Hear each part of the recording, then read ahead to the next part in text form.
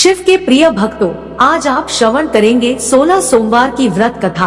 एक बार भगवान शिवजी माता पार्वती जी के साथ भ्रमण करते हुए मृत्युलोक की अमरावती नगरी में पहुँचे। उस नगर के राजा ने भगवान शिव का एक विशाल मंदिर बनवा रखा था। शिव और पार्वती उस मंदिर में रहने लगे। एक दिन पार्वती ने भगवान शिव से कहा, हे प्राणनाथ, आज मेरी चौरस खेलने की इच्छा हो रही है। पार्वती की इच्छा जानकर शिव पार्वती के साथ चौरस खेलने बैठ गए। खेल प्रारंभ होते ही उस मंदिर का पुजारी वहां आ गया। माता पार्वती ने पुजारी से पूछा कि हे पुजारी, यह बताएं कि इस बार खेल में किसकी जीत होगी। तो ब्राह्मण ने कहा कि महादेव जी की, परंतु चौरस में शिव जी की पराजय हुई और माता पार्वती जीत गई। तब ब्राह्मण को उन्होंने झूठ बोलने के अपराध में कोढ़ी होने का श्राप दिया। शिव और पार्वती उस मंदिर से कैलाश पर्वत लौट गए। पार्वती जी के श्राप के कारण पुजारी कोढ़ी हो गया। नगर के स्त्री पुरुष उस पुजारी की परछाई से भी दूर रहने लगे। कुछ लोगों ने राजा से पुजारी की कोढ़ी हो जाने की शिकायत की, तो राजा ने किसी पाप के कारण पुजारी के कोढ़ी हो जाने के विचार से उसे मंदिर से निकलवा दिया।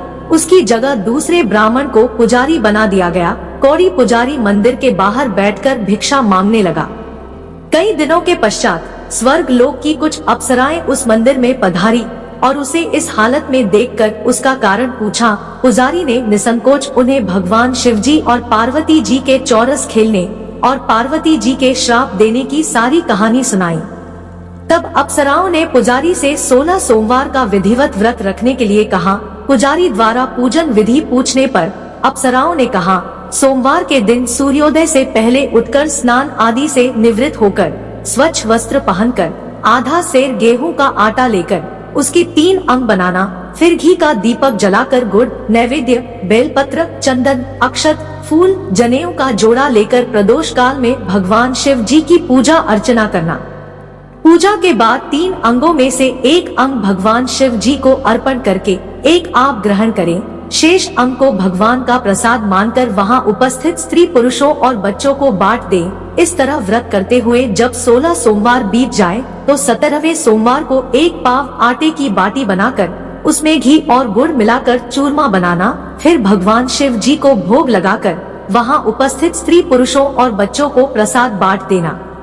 इसी तरह सोमवार व्रत करने और व्रत कथा सुनने से भगवान शिव तुम्हारे कोढ़ को नष्ट करके तुम्हारी सभी मनोकामनाएं पूरी कर देंगे।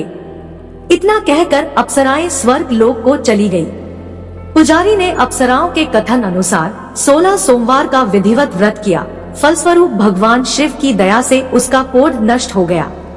राजा ने उसे फिर मंदिर का पुजारी बना दिया। वह मंदिर में भगवान शिव की पूजा कर आनंद से जीवन व्यतीत करने लगा। कुछ दिनों बाद पुनः पृथ्वी का भ्रमण करते हुए भगवान शिव और पार्वती उस मंदिर में पधारे। पुजारी को स्वस्थ देखकर पार्वती जी ने आश्चर्य से उसके रोग मुक्त होने का कारण पूछा, तो पुजारी ने उन्हें 16 सोमवार करने की सारी कथा सुनाई। पार्वती जी भी व्रत की बात सुनकर बहुत प्रसन्न हुई और उन्होंने पुजारी से इसकी विधि पूछी और स्वयं भी 16 सोमवार का व्रत प्रारंभ किया। पार्वती जी उन दिनों अपने पुत्र कार्तिकेय के नाराज होकर दूर चले जाने से बहुत चिंतित रहती थी। वे कार्तिकेय को लौटा आने के अनेक उपाय कर चुकी थी, लेकिन कार्तिकेय लौटकर उनके पास नहीं आ रहा था। 16 सोमवार का व्रत करते हुए पार्वती ने भगवान शिव से कार्तिकेय के लौट आने की मनोकामना की।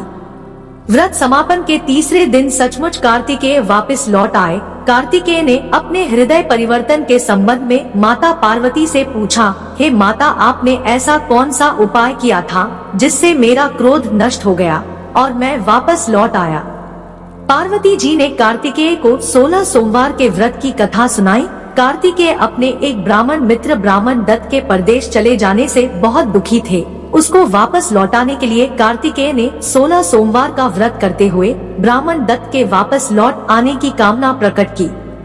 व्रत के समापन के कुछ दिनों के बाद ही मित्र लौट आया। ब्राह्मण ने कार्तिकेय से कहा, प्रिय मित्र, तुमने ऐसा कौन सा उपाय किया जिससे परदेश से मेरे विचार एकदम परिवर्तित हो गए और मैं तुम्हारा श्रवण करते हुए लौट आया। कार्तिक ने अपने मित्र को भी 16 सोमवार के व्रत की कथा विधि सुनाई। ब्राह्मण मित्र व्रत के बारे में सुनकर बहुत खुश हुआ उसने भी व्रत किया। वह 16 सोमवार व्रत का समापन करने के बाद ब्राह्मण दत्त दूर विदेश यात्रा पर निकला। वह दूर एक नगर में पहुंचा। उस नगर के राजा हर्षवर्धन की बेटी राजकुमारी गुंजन का स्वयंवर हो रहा था।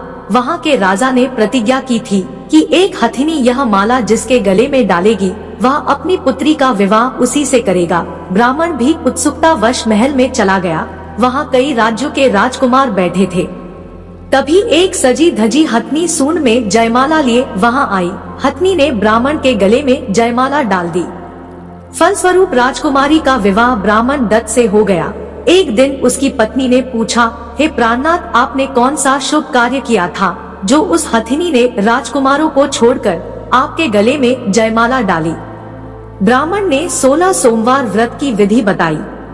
अपने पति से 16 सोमवार व्रत का महत्व जानकर राजकुमारी ने पुत्र की इच्छा से 16 सोमवार का व्रत किया। निश्चित समय पर भगवान शिव की कृपा से उस राजकुमारी ने एक सुंदर, सुशील और स्वस्थ पुत्र को जन्म दिया।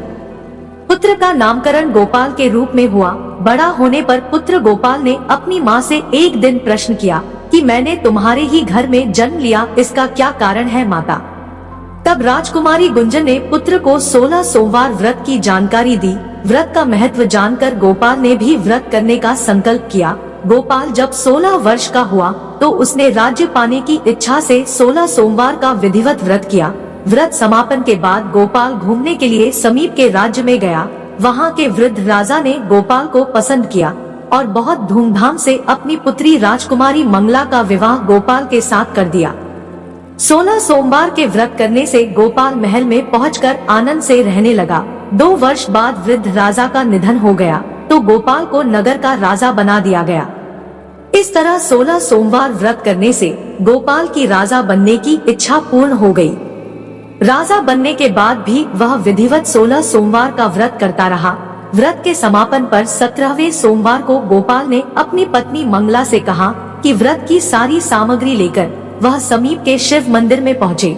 लेकिन मंगला ने पति की आज्ञा का उल्लंघन कर सेवकों द्वारा पूजा की सामग्री मंदिर में भेज दी, स्वयं मंदिर नहीं गई। तब राजा ने भगवान शिव की पूजा पूरी की तो आकाशवाणी हुई, हे राजन, तेरी रानी ने 16 सोमवार व्रत का अनादर किया है, सो रानी को महल से निकाल दे, नहीं तो तेरा सब वैभव नष्ट हो जाएगा। आकाशवाणी सुनकर उसने तुरंत महल में पहुंचकर अपने सैनिकों को आदेश दिया कि रानी को दूर किसी नगर में छोड़ आओ। सैनिकों ने राजा की आज्ञा का पालन करते हुए उसे तत्काल उसे घर से निकाल दिया। रानी भूखी प्यासी उस नगर में भटकने लगी। रानी को उस नगर में एक बुढ़िया मिली। वह बुढ़िया सूत काट कर बाजार में बेचने जा रही थी, लेकिन उस बुढ़िया से सूत उठ नहीं रहा था।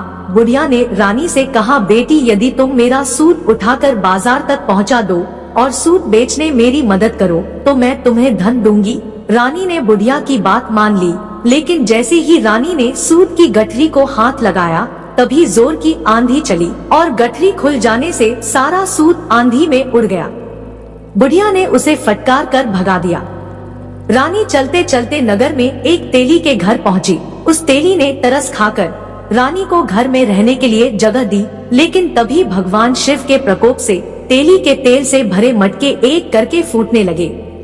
तेली ने भी उसे भगा दिया। भूख प्यास से व्याकुल रानी वहां से आगे की ओर चल पड़ी। रानी ने एक नदी पर जल पीकर अपनी प्यास शांत करनी चाहिए तो नदी का सारा जल उसके स्पर्श होते ही सूख गया।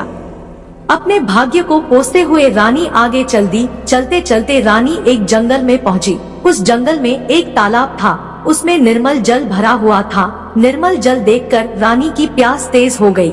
जल पीने के लिए रानी ने तालाब की सीढ़ियां उतरकर जैसे ही जल को स्पर्श किया तभी उस जल में असंख्य कीड़े उत्पन्न हो गए। रानी ने दुखी होकर उस गंदे जल को पीकर अपनी प्यास शांत की। फिर रानी ने एक पेड़ की छाया में बैठकर कुछ देर आराम करना चाहा तो उस पेड़ के पत्ते पल भर में सूख कर बिखर गए। रानी दूसरे पेड़ के नीचे जाकर बैठी। जिस पेड़ के नीचे बैठती वहीं सूख जाता। वन और सरोवर की यह दशा देखकर वहाँ के गांव वाले बहुत हैरान हुए। गांव वाले रानी को समीप के मंदिर में पुजारी जी के पास ले गए।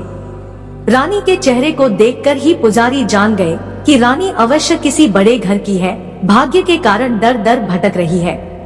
पुजारी ने रानी से कहा, पुत्री तुम कोई चिंता मत करो, मेरे साथ इस मंदिर में रहो, कुछ ही दिनों में सब ठीक हो जाएगा। पुजारी की बातों से रानी को बहुत सांत्वना मिली। रानी उस मंदिर में रहने लगी। वह भोजन बनाती तो सब्जी जल जाती, आटे में कीड़े पड़ जाते, जल में बदबू हो जाती। पुजारी भी रानी के दुर्भाग्य से बहुत चिंतित थे। पुजारी बोले, हे पुत्री, अवश्य ही तुमसे कोई अनुचित काम हुआ है, जिसके कारण देवता तुमसे नाराज है, और उनकी नाराजगी के कारण ही तुम्हारी यह दशा हुई है। पुजारी की बात सुनकर रानी ने अपने पति के आदेश पर मंदिर में न जाकर शिवजी की पूजा नहीं करने की सारी कथा सुनाई। तब पुजारी ने कहा, पुत्री अब तुम कोई चिंता मत करो, कल सोमवार है और कल से तुम 16 सोमवार के व्रत करना शुरू कर दो। भगवान शिव अवश्य तुम्हारे दोषों को क्षमा कर देंगे। पुजारी की बात मानकर रानी ने 16 सोमवार के व्रत प्रारंभ कर दिए। रानी ने सोमवार का व्रत करके शिव की विधिवत पूजा अर्चना की तथा व्रत कथा सुनने लगी। जब रानी ने 17वें सोमवार को विधिवत व्रत का समापन किया तो उसके पति राजा के मन में रानी की याद आ गई। राजा ने तुरंत अपने सैनिकों को रानी को ढूंढने के लिए भेज दिया। रानी को ढूंढते हुए सैनिक मंदिर में पहुँचे और रानी से लौटकर चलने के लिए कहा। पुजारी ने सैनिकों से मना कर दिया और सैनिक निराश होकर लौट गए। उन्होंने लौटकर राजा को सारी बात बताई। राजा स्वयं उस मंदिर में पुजारी के पास पहुँचे और रानी को महल से निकाल देने के कारण पुजारी से क्षमा मांगी। पुजारी ने राजा से कहा कि यह सब भगवान शिव के प्रकोप के कारण हुआ है। इतना कहकर पुजारी ने रानी को विदा किया। राजा के साथ रानी महल में पहुंची। महल में बहुत खुशियां मनाई गई। पूरे नगर को सजाया गया। राजा ने ब्राह्मणों को अन्न, वस्त्र और धन का दान दिया। नगर में निर्धनों को वस्त्र बांटे गए। रानी 16 सोमवार का व्रत करते हुए महल में आनंद पूर्वक रहने लगी। भगवान शिव की कृपा से उसके जीवन में सुख ही सुख भर गए। 16 सोमवार के व्रत करने और कथा सुनने से मनुष्य की सभी मनोकामनाएं पूरी हो जाती है और जीवन में किसी तरह की कमी नहीं होती है। उनके घर के भंडार भर जाते हैं।